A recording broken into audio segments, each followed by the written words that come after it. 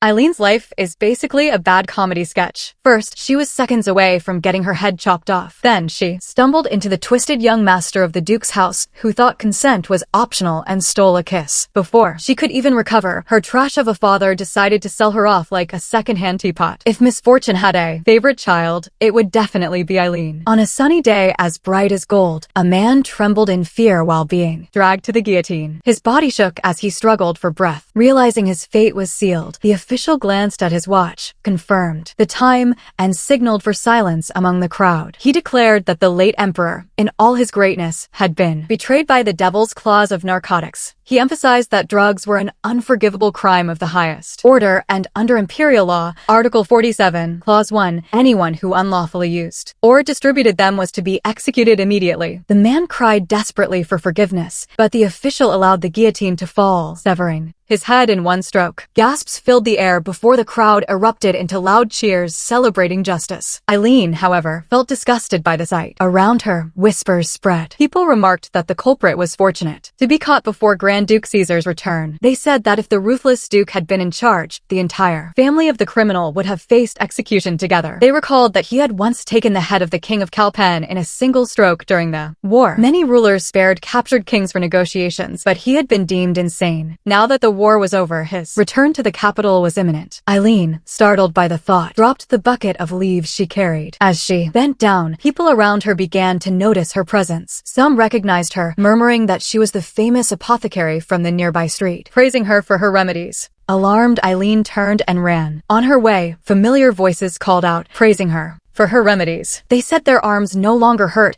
and the medicine she had prescribed had worked wonders. A mother shouted that her child's fever had broken completely thanks to Eileen, insisting that they did not know what they would have done without her. Eileen kept running, thinking to herself that it was fine as long as she could help others. Even if she used forbidden means, she believed the results were worth it. She assured herself she could do it. All of it was for his excellence. Stopping for a moment, she reminded herself that she needed to finish her research as quickly as possible before her secret was discovered. When she reached her room, she looked around cautiously, noting how quiet the inn felt. She wondered if it had ever been this empty, then realized most people must have gone to watch the execution. Still, something felt wrong as she placed her hand on the door. She hesitated, thinking she might be overreacting, and pushed it open. Inside, to her shock, a tall and handsome man sat casually playing with one of her pots. Eileen froze, her breath catching in her throat. She softly addressed him as His Excellence. It was Cesare Karl, the Grand Duke of Erzat. Cesare called out her name, Eileen Elrod. She felt her chest tighten, surprised that he was there, and asked why he had returned so soon. He smiled faintly, asking if that was truly all she had to say to him. Eileen quickly apologized, offering congratulations on his victory. She explained that she had intended to show her respect, but assumed he would be too busy preparing for the triumph ceremony. Cesare tilted his head, remarking that he had heard she had done something rather unusual in his absence. Eileen's heart sank as she tried to feign ignorance, asking what he meant. His eyes darkened as he stated firmly that it was drugs. He accused her of making opium. Eileen stammered, trying to excuse herself, but Cesare dismissed her attempt, telling her she should have known that the excuse of researching painkillers would never work. He reminded her that she knew well manufacturing or distributing narcotics in the Empire was punishable by death.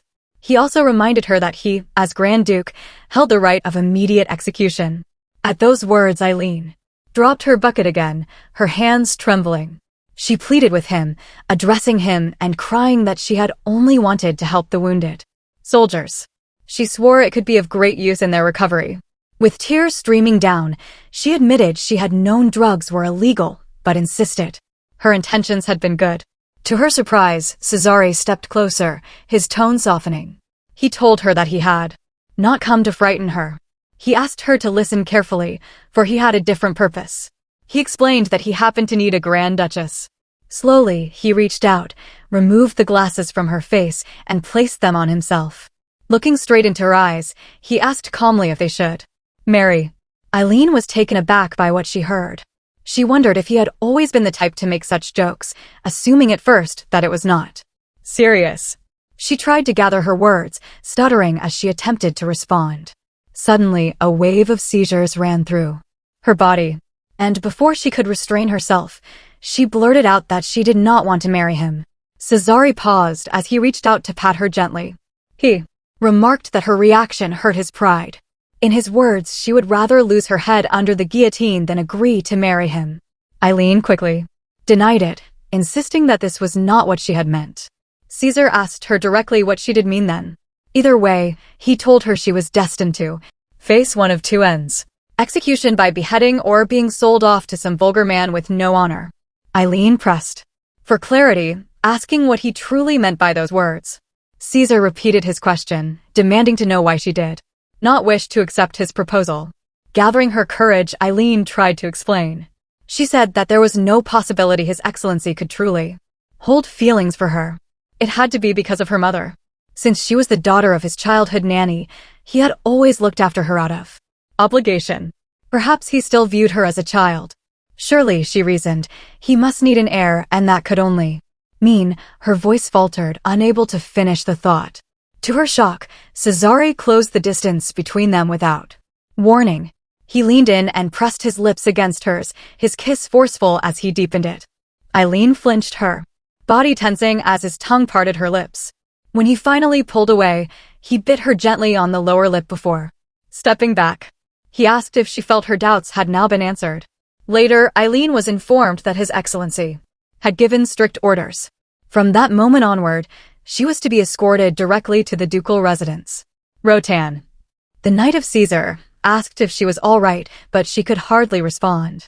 Embarrassed and uncertain, Eileen confided in Sir Rotan, explaining that His Excellency had proposed marriage to her. Rotan, however, reacted with indifference. His reply was flat, as if the matter carried little surprise. He simply remarked that it was obvious. Lady Eileen, after all, faced execution, and the Empire's crackdown on narcotics had grown harsher by the day. In his view, His Excellency had merely found a way to save her life while also securing a Grand Duchess. It was the most practical solution available. Eileen thought carefully on his words, realizing that it truly was the most efficient decision. Her mother, once the nanny of His Excellency, had bound their family closely to the ducal faction. If she were to be executed for charges related to narcotics, the shame would also tarnish the Duke's reputation. But if the marriage had been born only from efficiency, then it meant that if it had not been her, it could have been anyone else. It was a marriage without love, stripped of any sentiment. Rotan added plainly that regardless of her feelings, there was no choice left for her. He asked why she had involved herself with narcotics to begin with. Eileen answered softly that she had only wanted to help. Her wish had been to serve His Excellency in some meaningful way. Since childhood, she had received nothing but his aid, and she longed to return it. She explained that a strong painkiller was essential in war, and she believed her research could prove valuable. Rotan then asked how she thought they had discovered her activities. What surprised him most, he said, was her assumption that Cesare would not notice her movements. She had been purchasing opium so openly and so diligently that suspicion was inevitable.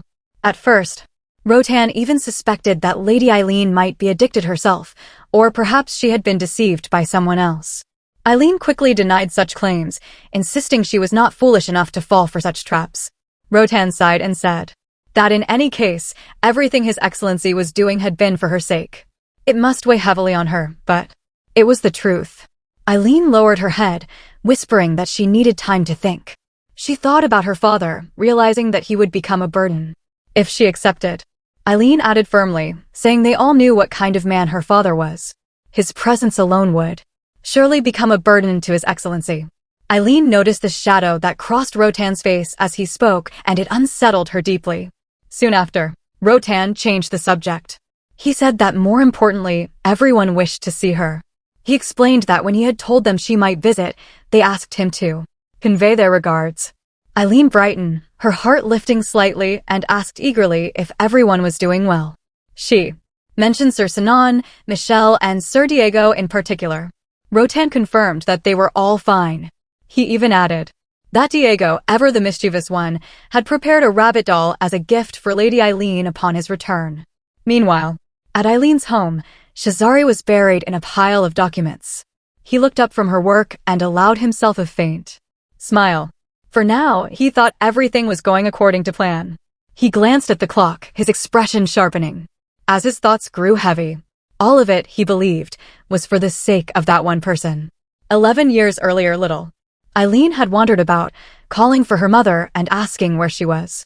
From behind, Caesarea appeared and asked if she was Lily, the daughter of the nanny. Seeing Eileen crying, he asked whether Lily was her real name or only a nickname. Trembling, Eileen admitted it was not her true name, but simply what her mother used to call her.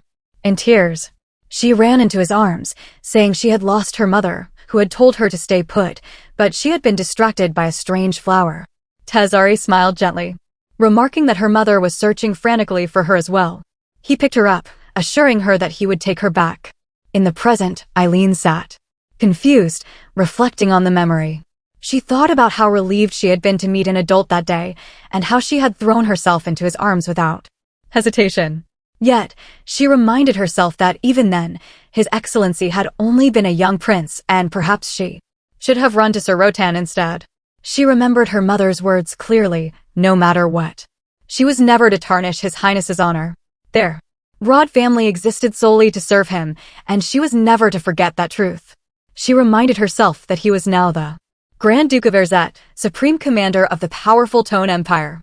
After a fierce struggle for the throne, he had placed his one and only blood brother upon it with his own hands, an act that had proven both his nobility and greatness. He was in existence above all, a man worthy of respect and reverence. Yet, she thought bitterly, someone like her, a country girl, was supposed to become the Grand Duchess. If her mother were alive, she would never have allowed such a thing. For someone like her to hold that position was nothing less than a stain upon His Excellency's honor. Eileen's thoughts twisted further as she considered her future. She began to believe there must be another way, some way to escape both execution and the marriage forced upon her. She glanced around in surprise, realizing how late it had grown, and wondered if her father had still not returned home. A week later in the entertainment district, Eileen wore a disguise as she hurried through the streets, chased by a group of girls. She thought to herself that it had already been a full week and her father was likely still gambling as always. She believed his gambling money must have come from somewhere dishonorable. She recalled him yelling before leaving, shouting that the Grand Duke was returning and that the construction of the Arc de Triomphe had been approved. He had called it a great celebration, boasting that it had been some time since he could hit the saunapot and said he would step out for a while. Eileen remembered confronting him then, asking what he was talking about. She suspected that it must have been the day he went to see His Excellency. If her father truly had borrowed gambling funds from him, there must have been a price attached. She resolved to recover whatever money he had left and return it herself. She could not allow her father's shame to trouble His Excellency any further. As she moved cautiously, she realized she was being followed. A group of rough-looking men caught up with her, one grabbing at her hood and exposing her face. Her identity as a woman was revealed, and she froze, demanding to know who they were. One of them said he had known her work looked suspicious and expressed surprise that she was a woman. Another remarked that, with her gloomy appearance and her bangs covering her face, it was difficult to even notice her gender. They sneered, suggesting that they should take advantage of her and have some fun. Eileen instinctively tried to back away, but her foot slipped and she stumbled. A chill swept through her as she thought that if she fell now, it would bring great disaster. Suddenly, from behind, someone caught her and steadied her. His voice cut through the laughter of the men, remarking that he had been wondering where the foul smell was coming from. To him, it looked as though all the trash of the district had gathered in one place. The moment the men saw him, fear gripped them. The person remarked that such men had nothing better to do, so they had chosen to harass a girl, proof of their cruel and vile nature. He declared that today he would execute them without hesitation. But Eileen suddenly called out, addressing him as Sir Diego, which startled him greatly. Diego immediately cried out for Lady Eileen, and the harassers fled in panic. Diego let out a breath of relief, thanking the heavens that she was safe. He asked what in the world she was doing alone in such a dangerous district at such a late hour. He said the incident could have ended in disaster, and he pleaded with her to calm down and catch her breath. He cursed those despicable men, vowing that he would ensure they were captured somehow. Eileen, however, turned the question back to him, asking why he was in such a Place himself. Diego looked uneasy, fumbling for words, and tried to excuse himself by saying he was not officially on duty. Eileen pressed him further, pointing out that his presence in a place like this was suspicious regardless of his explanation. Diego admitted with a frustrated groan that no matter what he said, it would indeed sound suspicious. He cursed under his breath, saying the situation was driving him mad. She then asked if he had by chance seen her father. It had already been a week since her father last came home, and she was convinced that he must be somewhere in the alleys nearby. That was why she had come to look. Diego tried to change the subject, suggesting that she drink something instead. He asked if she might prefer hot chocolate or perhaps warm milk with honey. Eileen narrowed her eyes, certain that he was trying to hide something from her. She accepted the drink he offered nonetheless, and as she gulped it down, he sheepishly admitted it was beer. Eileen downed it in a single breath, prompting Diego to remark with nervous laughter that she was truly grown up now, even drinking beer so boldly. But Eileen refused to let go of the matter. She firmly stated that he knew where her father was. His attempt to hide it proved her suspicion correct. She asked if there was some reason why she must not find out. Diego faltered, fumbling for excuses when suddenly a presence appeared behind her.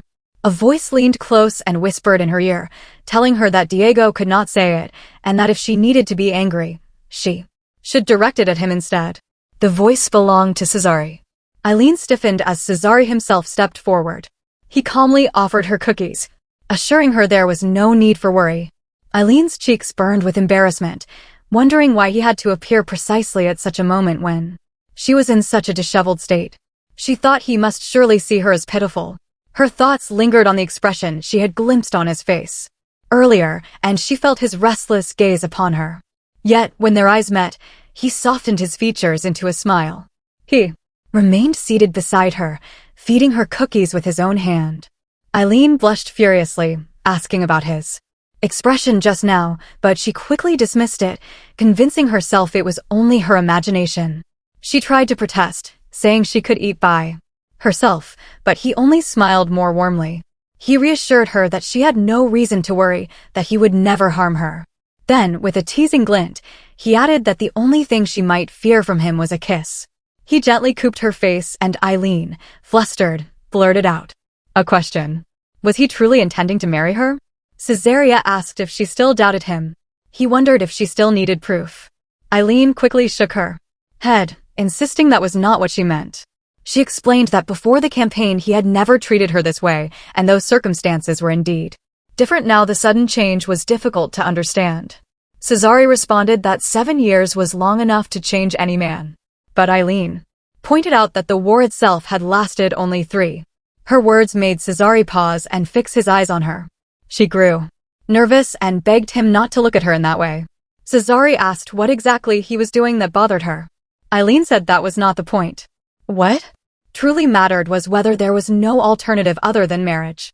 She pleaded with him that if not then at least he should grant her more time. She admitted that back then she had been too frustrated to explain herself properly. But now she tried to reason, saying her features differed from those painted by existing artists. Her versatility, if applied correctly, would bring significant benefit and prove a great help to his cause. But Cesare leaned closer to her, his voice lowering as he asked her to tell him the truth when they kissed. Had she disliked it? Eileen paused, thinking there was no way she could have disliked it. She looked at Cesare, reflecting that it was something with a man she had secretly loved for years. Yet, she could not bring herself to admit it honestly. Whether it was her dedication to finishing her research or her refusal of his proposal of marriage, all of it stemmed from her feelings for him. Even her confession about not wanting to be a burden came from love. She wondered how she dared to think of herself as loud in front of His Excellency. Eileen then firmly affirmed that she disliked it. Caesar remarked that he had told her not to close her eyes when she lied. Eileen tried to insist that it was not a lie. She claimed it was her first time, and that was why she felt so flustered. Caesar smiled at this, stating that in that case, she must continue until she becomes accustomed to it. Hearing this, Eileen grew embarrassed and tried to hide her lips. She reminded him that he had just fed her cookies and earlier there had also been alcohol. Caesar leaned in too close while Eileen denied him, insisting that this was not the right time. but Caesar kissed her on the neck as he continued, making Eileen whisper that the situation felt strange as she called out to his grace. Caesar pulled her closer, startling her until she screamed for him to stop as the sound of their breaths filled the space. Caesar then addressed Eileen, telling her that on the following day, she was to enter the imperial palace.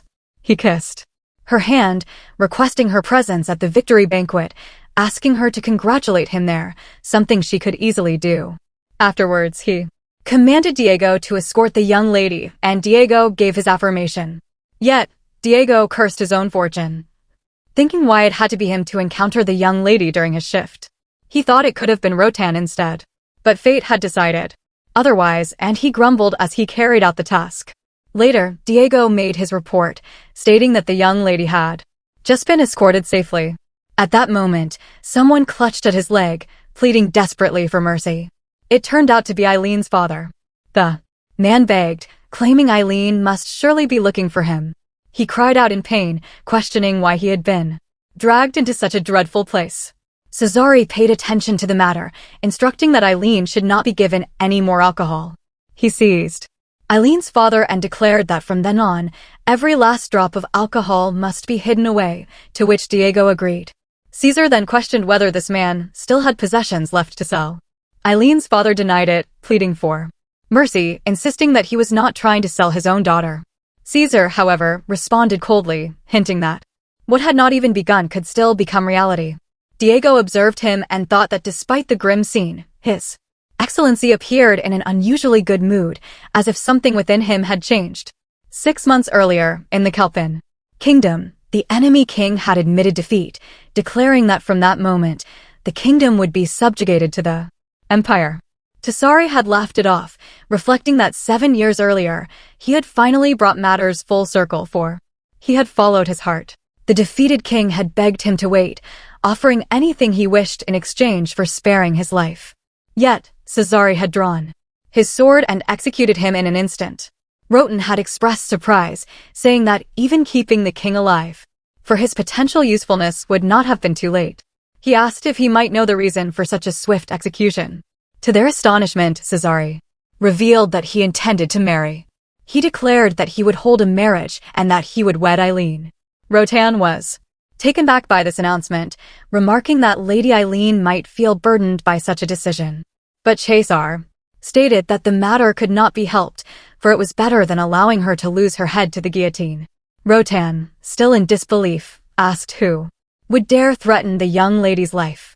Caesar replied firmly that regardless, he would not allow it to happen a second time. And with that, he smiled with certainty. At the victory banquet, Eileen moved through the crowd, lamenting that she had missed the parade itself. She slipped away to another place, only to be astonished by the sight of the massive formation of soldiers assembled. The people raised their voices in prayer for the glory of the throne empire and for Grand Duke Erzet. From a distance, Eileen pressed her hand to her chest, reflecting that his grace truly radiated light. She hesitated before trying to leave again, but stumbled and fell back slightly. The crowd murmured in confusion, wondering what was happening as his grace dismounted from his horse, leaving Eileen stunned.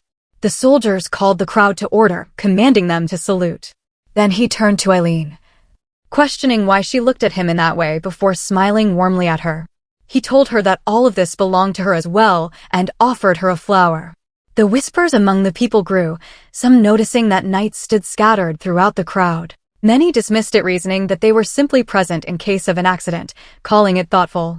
Yet curiosity spread quickly as they began asking who the mysterious woman could be, bold enough to get a lily from his grace. From a distance, the Empress observed the entire scene unfold with sharp eyes. Later, a servant tended to Eileen, informing her that his grace had sent dresses and jewels. With the victory banquet soon approaching, she urged her to prepare quickly, asking where they should begin. She wondered aloud if they should start with her hair. Eileen, bewildered, questioned why he would make such a gesture, knowing full well that the capital would be thrown into uproar. Her thoughts drifted back to the past. She remembered her mother's words spoken with pride that the prince would one day become the very light of the empire. Her mother had said she felt honored to serve as his nanny. She had also reminded Eileen that she too must be useful to him and should therefore keep her shameless eyes hidden. Eileen had understood, though those words had weighed heavily on her. Breaking from her reverie, Eileen told the servant that she needed no adornment. The servant was shocked, but Eileen insisted that they only help her into the dress. At the banquet, nobles whispered among themselves, spreading rumors about what had occurred earlier in the parade. Some claimed that His Grace had handed a flower to a lady, though others insisted it had been exaggerated. A few declared that no beauty in the world compared to her. Others remarked that they had heard she came from a distinguished family. The speculation continued, with some suggesting that if the position of Grand Duchess had already been decided, the identity of this woman must be important. One lady, however, bitterly remarked that the woman must simply be seeking attention out of jealousy. Eileen entered the banquet hall with unease, convinced she should not have come, yet His Grace had asked her to be there. She resolved to greet him quickly before returning. As she moved through the hall, she accidentally collided with a young woman and immediately apologized. The lady turned, asking if she was not Lady Elrod. Eileen froze, recognizing her. Her memory drifted again to the past when a merchant had once approached her to share the latest gossip. He had asked if she had heard of His Majesty's engagement. Eileen had affirmed, though she had struggled to recall the family involved. She had thought it was House Perpellini. The merchant, however, had corrected her, stating it was indeed a lofty house, as expected. He had remarked that such news traveled swiftly because of its popularity. He then revealed that she must also know of the other rumor, explaining that the young lady's original intended match had not been the emperor, but rather the empire's most powerful Grand Duke, A.Z. himself. The name he had spoken still echoed clearly in Eileen's mind, Lady Onella von Perelini, the emperor's fiancée. Copyright. Eileen was taken back, realizing this person was Lady Ola. She quickly tried to offer her greeting, but before she could, several noble ladies hurried toward Lady Ola. They began showering her with praise, marveling at how beautiful she looked and remarking that her dress was truly stunning. Their admiration grew louder as they insisted that the empire itself seemed to suit her perfectly. Eileen, in the midst of it, recalled Cesare's past words, reflecting that the title seemed to suit Lady Ola better than her. Among the group, one lady cast a curious glance toward Eileen, confessing that she had never seen this young woman before. Lady Onella, without hesitation, declared that this was the very young lady who had received a flower from His Grace during the prayer earlier that day. Eileen felt her spine tighten, a chill running through her as whispers broke out.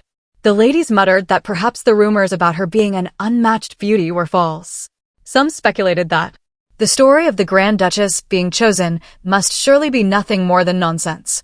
Lady Ola suddenly interrupted their gossip, her tone sharp as she scolded them for their rudeness. She reminded them that His Grace was not the type of man to overlook those suffering under unfortunate circumstance. Lady Eileen, she explained, was merely one of those individuals being sponsored by him. Spreading idle rumors, Lady Onella added, would only trouble His merciful Grace, and it was only proper that they apologized. Eileen stood silently, bewildered by how the situation unfolded. As the noble ladies reluctantly turned and offered their apologies, she found the entire scene odd and unsettling. At that moment, Rotan appeared, announcing that he had been searching for her for quite some time as everyone had been waiting. Eileen quickly nodded and apologized to Lady Ola, telling her it had been an honor to meet and that she looked forward to their next encounter. Before following Rotan out, behind her, the ladies whispered with evident dissatisfaction. They grumbled that it seemed unusual for the Duke's knight to personally escort that woman. If she were merely a sponsored individual, an attendant could have been sent. The fact that he came himself made it difficult to believe it was just sponsorship. Oten, however, seemed unconcerned. He thanked Eileen for attending, assuring her that His Grace would be greatly pleased. He asked if her journey had been comfortable and apologized that he had not come personally to escort her, explaining that unexpected duties had arisen. Eileen tried to dismiss his concern, replying that everything had been arranged by His Grace and that she had traveled comfortably. She added with a slight hesitation that he had even sent someone to help her dress, but she had declined, feeling it was unnecessary. Reflecting back, she wondered aloud if she should have accepted the help, since appearing alone seemed to make her stand out even more. Rotan tried to reassure her, but before He could, Diego burst in loudly disagreeing. He exclaimed that if Eileen had dressed up properly, she would have caused an even greater stir, for every man in the capital would have rushed to her side. Eileen, flustered, quickly changed the subject, asking if Sir Mitchell and Sir Senan were present since she had hoped to see them that day. Diego explained that both Mitchell and Senan would likely be late and might not be able to attend. Eileen admitted her disappointment, saying she had wanted to see them. Diego then suggested that they all meet for tea soon. He excitedly mentioned that he had bought a rabbit doll, which he claimed was perfect, resembling her so much it was almost uncanny. Before Eileen could respond, a voice called from behind, addressing her with astonishment. The person expressed surprise at how much she had grown, asking how many years had passed and if she remembered them, reminding her that when she was about 12, they had often played together. Soon after, Rotan glanced at her dance card and remarked that it was already full. Eileen, however, grew puzzled, wondering why the very first line on it remained blank. Rotan, noticing her curiosity, explained that they had reached the greenhouse. He informed her that many new plants had been imported from the east and suggested that she might find something there to aid her research. Eileen's face brightened with delight at the thought, and Rotan encouraged her to take her time. He assured her that she could look around at her leisure without concern.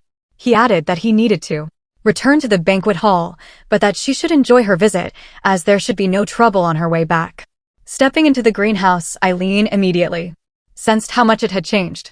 She recalled her childhood when, thanks to his grace, she had practically lived there every day. It had always been a place where she could set aside her burdens and worries. And even now, years later, that same atmosphere remained. As she wandered deeper inside, she heard a voice behind her remark that it was still a place that brought her peace of mind. She turned quickly, only to find herself face-to-face with Cesare. He welcomed her warmly, telling her that he had been waiting for her. Eileen was surprised and confused as to why His Excellency was here. She quickly greeted the Grand Duke of Erzet, offering him congratulations on his accession. She glanced at Cesare, who only smiled back at her, thanking her in return. Unsure, Eileen asked if she had perhaps made a mistake, explaining that she was still clumsy when it came to formal protocols. Caesar shook his head, denying it, saying she had done well. He reached for her dance card, remarking that she might owe him a dance as well. Without hesitation, he wrote his name in the very first slot and then asked her to come with him. Eileen paused, realizing he had taken the first line, which left her unsettled. He noticed her hesitation and asked what was wrong. Eileen admitted that she never imagined His Grace would ask her to dance. She explained that she was not skilled at it and had not even received proper lessons. Caesar reminded her if she had forgotten who had first taught her the step. Eileen recalled that moment, remembering how she had to step on her own feet again and again just to convince herself it was not a dream. She had danced with His Majesty himself, who must have been busy that day, yet still took the time to guide her for her sake. But alongside that memory came another, her mother's furious scolding afterwards. Her mother had screamed, insisting she could not believe Eileen had wasted His Grace's precious time on something as trivial as dance lesson. She had told her to remember her place